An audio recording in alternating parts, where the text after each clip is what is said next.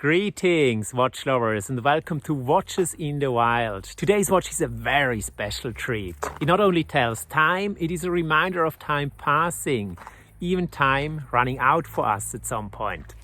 The fact is, today's watch was around when I wasn't. It even was around when my father wasn't. And heck, it even was around when my grandfather wasn't. Here it is, still ticking away after 90 years, even though nobody ever spent any energy winding it. As opposed to your everyday wristwatch, this clock sustains itself just by sitting here, or anywhere else for that matter.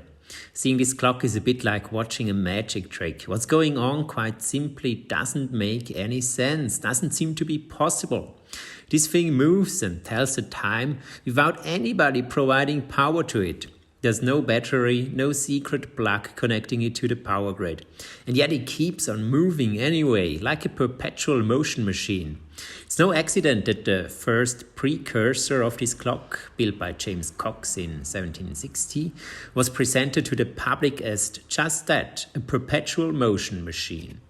To spoil the magic trick for you, the clock works by interacting with something you cannot see. Its power source is sealed inside a capsule which contains a gas that expands or contracts, taking advantage of the tiniest changes in temperature. It is said that a temperature fluctuation of a mere 1 degree Celsius is enough to keep it going for 48 hours. Needless to say, the power generated by the expansion is tiny, about 100 times less than the energy generated inside a wristwatch, which itself is very little to start with. That's why you don't see power-hungry complications with these clocks, though its energy is enough to power the slowly moving moon phase, which you see in most modern iterations of this clock. What we are looking at here specifically is an extremely early example of an Atmos clock. In fact, one of the earliest examples. As you can see, it isn't even JLC branded yet, but says Reuter on the back of it. That's because it was produced not by JLC, but by Jean-Léon Reuter. The engineer from Neuchâtel, Switzerland, came up with the idea and produced the Atmos himself until the mid-1930s. So one could say that this Atmos is one of the originals, dating back to around 1933.